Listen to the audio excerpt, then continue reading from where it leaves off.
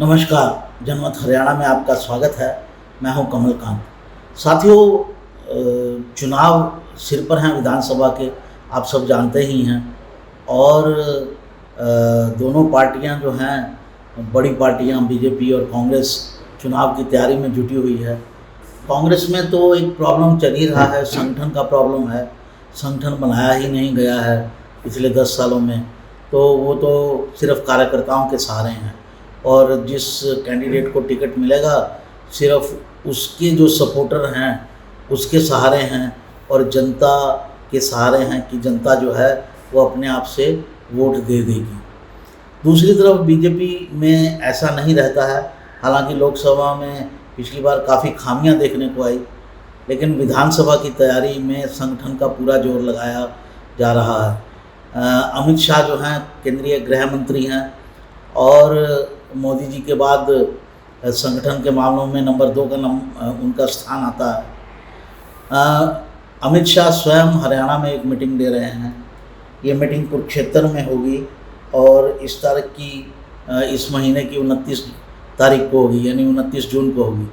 ये इसमें कार्यकारिणी के सदस्य होंगे, विस्तारित कार्यकारिणी होगी, ये उसकी मीटिंग होगी।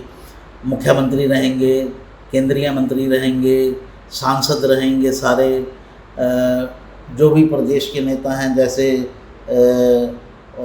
ओम प्रकाश धनखड़ हैं, राष्ट्रीय सचिव हैं, सुधा यादव हैं, कैप्टन अभिमन्यु हैं, सुभाष बराला हैं, रामविलास शर्मा हैं, ये सब इस बैठक में रहेंगे। सभी विधायक रहेंगे। लगभग 2500 की संख्या में जो कार्यकर्ता हैं वो इसमें रहेंगे। और ये जो लोकसभा में देखने को आया कि कार्यकर्ता ने काम नहीं किया, कार्यकर्ता रुष्ट हो गया। पुराना कार्यकर्ता जो है वो पहले से ही रुष्ट था, पिछली सरकार से भी थोड़ा रुष्ट दिखा, और इसीलिए चीफ मिनिस्टर का जो पद था उसमें भी बदलाव किया गया, ऐसा पार्टी के कुछ लोग कहते हैं। तो जो फेस है वो फेस जो है वो नायब सैनी को बनाया गया, और बैकहैंड का जो काम है वो मनोहर लाल खट्टर जी कर रहे हैं। तो दोनों का एक कॉम्बिनेशन बनाकर उतारा गया है, और कार्यकर्ता पीछे ना रहें, रूठों को मना लिया जाए, और संगठन के स्तर पर एकजुट होकर जो है वो पार्टी आगे बढ़े, ऐसी मंशा बीजेपी की लगती है। साथियों, मैं आपको एक बात बता दूं, कांग्रेस के कई नेता कहते रहते हैं कि अगर ठीक से डिस्ट्रीब्यूशन होता या ठीक से काम चलता तो हम 10 सीटें जीत सकते थे। उनकी इंटरनल प्रॉब्लम क्या है उस पर तो मैं नहीं जाऊंगा, कुछ इंडिकेशन मैंने शुरू में किया ही है।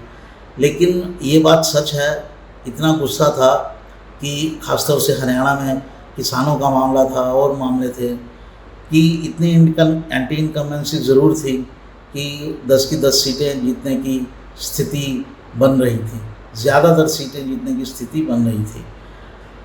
अब वो इसलिए नहीं जीत पाए क्योंकि पूरा संगठन का ढांचा नहीं था, और बीजेपी ऐसे बुरे हालात में भी 5 सीटें निकाल पाई तो अपने संगठन के दम पर।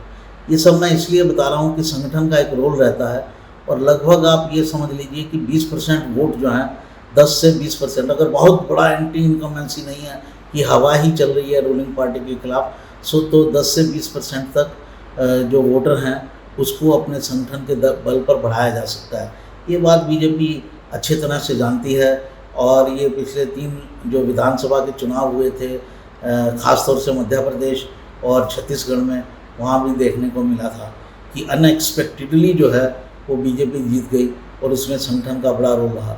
तो इसलिए बीजेपी अभी संगठन के स्तर पर कोई कमी नहीं छोड़ना चाहती है, और इसलिए संगठन की बैठकें हो रही हैं।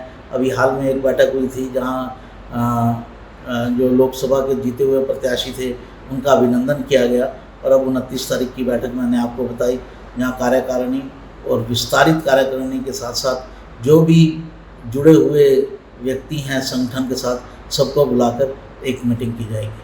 तो ये थी आज की खबर। किसी और खबर के साथ फिर मिलते हैं आपसे। नमस्कार। हरियाणा की हर राजनीतिक खबर के विश्लेषण के लिए हमारे चैनल जनमत हरियाणा को लाइक, शेयर और सब्सक्राइब करना ना भूलें। साथ ही बेल आइकन को भी प्रेस कर लें ताकि हर वीडियो की अपडेट आप तक पहुंचती रहे।